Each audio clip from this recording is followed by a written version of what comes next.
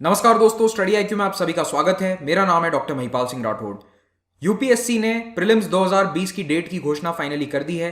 4 अक्टूबर 2020 को UPSC prelims organise किया जाएगा, सिविल सेवा परीक्षा का।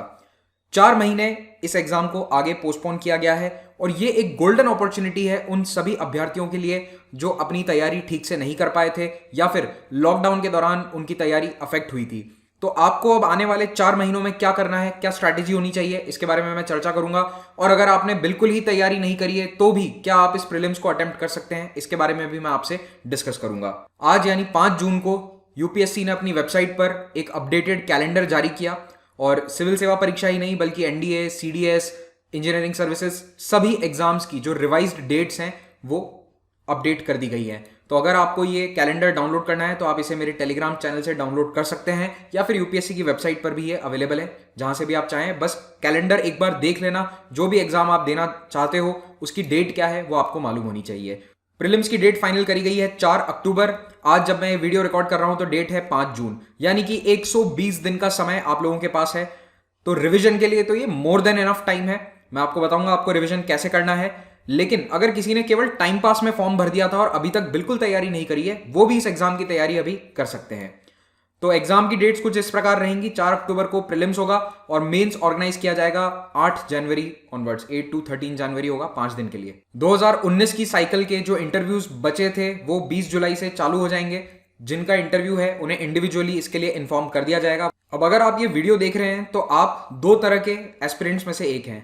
टाइप 1 वे लोग हैं जिन्होंने अभी तक इस एग्जाम की तैयारी अच्छे से नहीं करी है। हो सकता है कि वो ये अटेम्प्ट केवल ऐसे ही दे रहे थे देखने के लिए कि एग्जाम कैसा होता है। वर्किंग एस्पिरेंट हैं, अच्छे से समय नहीं मिल पाया तैयारी करने का। फाइनल ईयर स्टूडेंट हैं, आप अगेन ट्राई करके देख रहे थे कि एग्जाम कैसा होता है आईएएस का। तो कुल मिलाकर आपकी तैयारी अभी कह सकते हैं कि 5 से 10% है। आपने बेसिक रिसर्च कर लिया है लेकिन आपने सारे सब्जेक्ट्स को पढ़ा नहीं है, किताबों को पढ़ा नहीं है। तो ऐसे में आप हैं टाइप 1 अभ्यर्थी मेरी नज़र में इस वक्त। और आप क्या सीएसई प्रीलिम्स को इस साल क्रैक कर सकते हैं? तो मेरा ऐसा मानना है 100% आप इस एग्जाम को 2020 में अपने पहले अटेम्प्ट में प्रीलिम्स क्रैक कर सकते हैं, क्योंकि 4 महीने का जो ये समय है ये आप लोगों के लिए एक गोल्डन अपॉर्चुनिटी है। तो आपको सबसे पहला काम ये करना है कि मेरा लेक्चर देखो, how to prepare for UPSC 2021। इसमें मैंने बुक लिस्ट बताई है, सोर्सेज बताए हैं कहाँ से कैसे पढ़ना है, किस तरह से सब्जेक्ट्स को कवर करना है। और यहाँ पर जो मैंने बताया है इस वीडियो में, ये बोला है कि 1 साल का समय अप्रोक्सीमेटली चाहिए इस एग्जाम को क्लियर करने के लिए। लेकिन अब आपने थोड़ा बहुत पहले प्रिपेयर कर रखा है तो आप अपनी स्पीड बढ़ाओ। 4 महीने जो है उसमें अपना ज़्यादा समय दो। 5 घंटे पढ़ने वाले थे तो 7-8 घंटे, 10 घंटे पढ़ाई को दो, 12 घंटे पढ़ाई को दो, वीकेंड्स पे पढ़ाई करो। अगर आपको ये 2020 में क्रैक करना है तो थोड़ा सा एक्स्ट्रा एफर्ट डालना पड़ेगा, बट इट इज़ डूएबल। अब आप लोगों के लिए एक और ऑप्शन है कि आप स्टडी आईक्यू का स्मार्ट कोर्स अवेल कर सकते हो।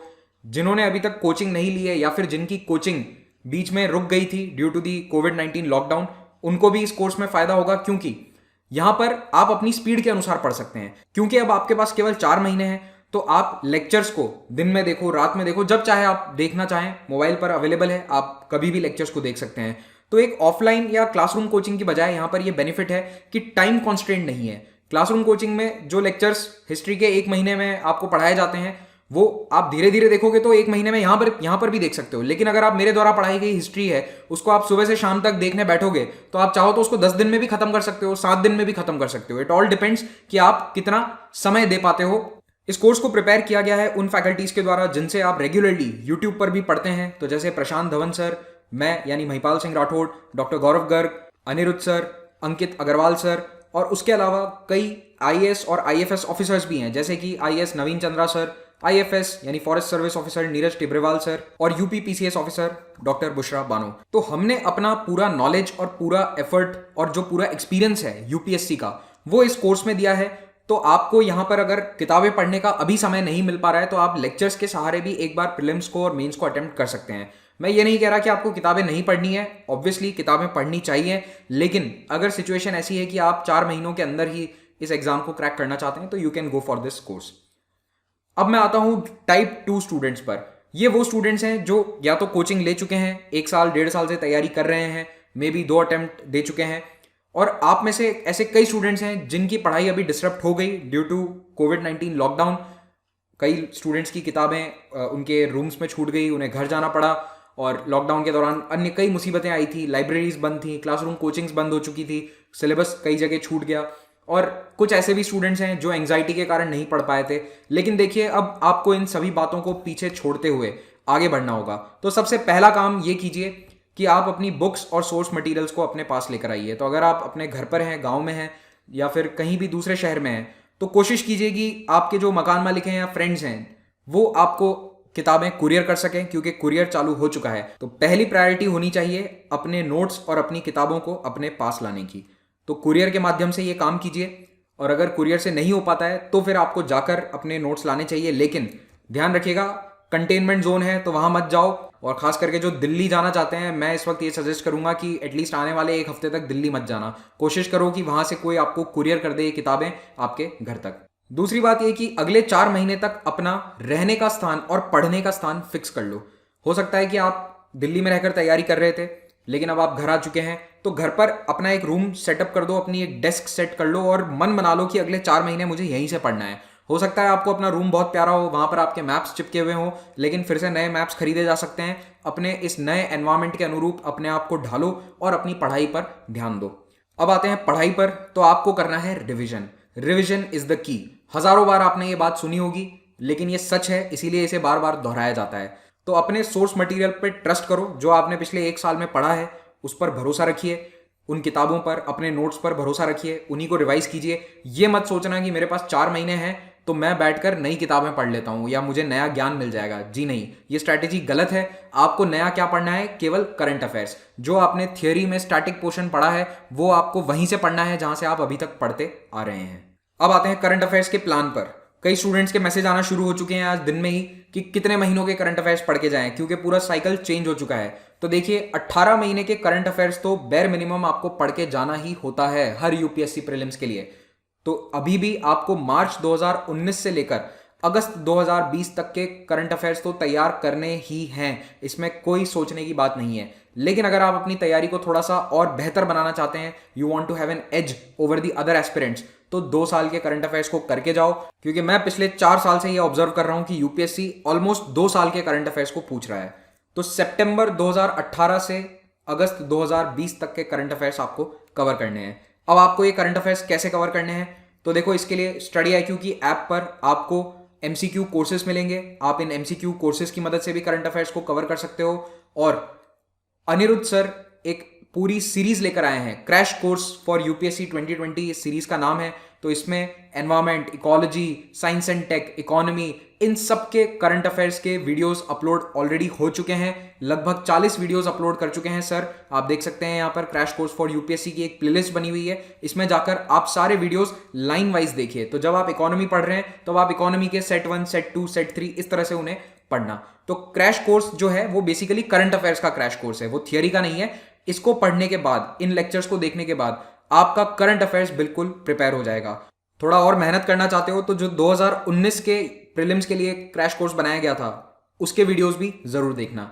और अभी जो ये 2020 वाला क्रैश कोर्स है, इसमें अनिरुद्ध सर ने polity, IR, science and tech, economy, environment, government schemes, indices, security और प्लेसेस इन न्यूज, इन हेडिंग्स के तहत लेक्चर्स को कवर किया है।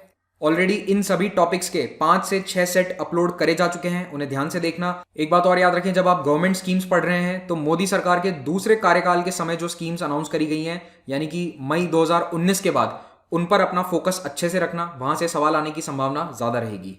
अब आता हूं रिविजन शेड्यूल पर। तो जिन स्टूडेंट्स ने तैयारी कर रखी है, एक बार एटलीस्ट सारे सब्जेक्ट्स को पढ़ा हुआ है, समझा हुआ है, उनके लिए ये रिविजन शेड्यूल मैंने प्रिपेयर किया है।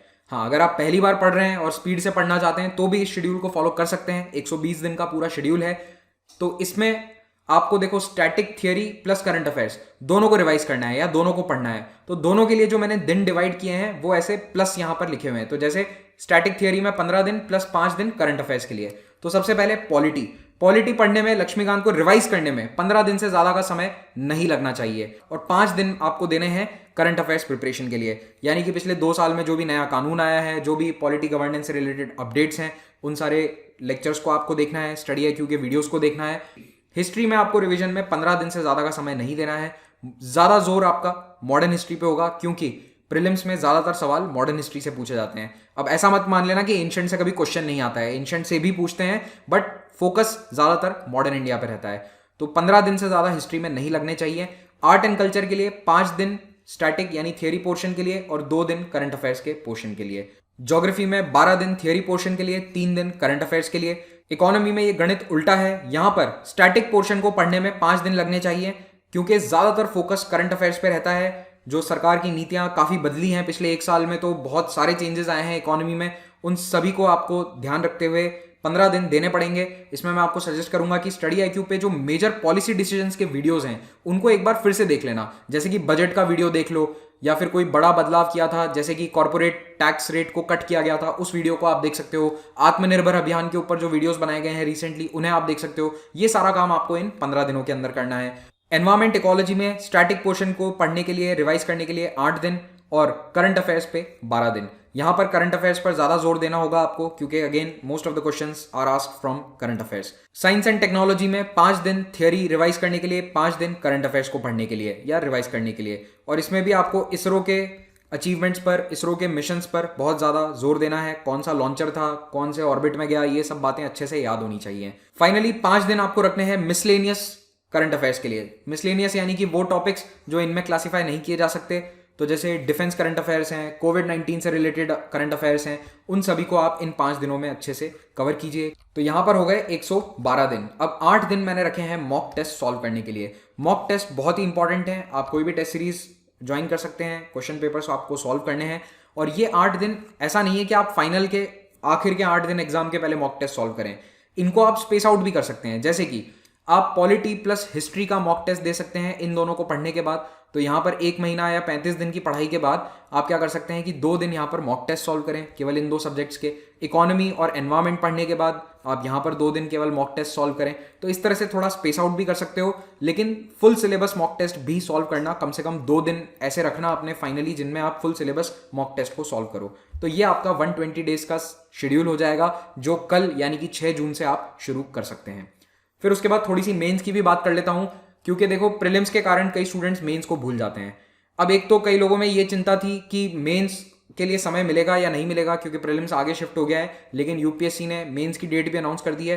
तो पहले जहां 110-112 दिन मिलते थे मेंस और प्रीलिम्स के बीच में, इस बार 96 डेज हैं। तो कोई बहुत ज्यादा कमी नहीं आई है, 2 हफ्ते का फर्क है। तो आप इन 4 महीनों में प्रीलिम्स के पहले थोड़ा सा मेंस आंसर राइटिंग पर भी ध्यान दो। 1 घंटा दिन का डेली आंसर राइटिंग को आपको देना चाहिए। स्पेशली अगर आप सेकंड अटेम्प्ट या थर्ड अटेम्प्ट दे रहे हैं, तो आपको कम से कम 1 घंटा आंसर राइटिंग को देना ही चाहिए, क्योंकि याद रखिए मेंस ही वो एग्जाम है जो आपके फाइनल सिलेक्शन को तय करता है। और हमने यानी कि स्टडी आईक्यू ने आंसर राइटिंग में हेल्प करने के लिए स्टूडेंट्स के लिए upsciq.com वेबसाइट पर डेली आंसर राइटिंग प्रैक्टिस शुरू करी है। आप वहां पर क्वेश्चंस का आंसर्स को टाइप कर सकते हैं या फिर स्कैन करके अपलोड कर सकते हैं। हमारी टीम से आपको वहां पर फीडबैक भी मिलेगा उन आंसर्स के ऊपर, और ये पूरी तरह से फ्री है, इसका कोई चार्ज नहीं है।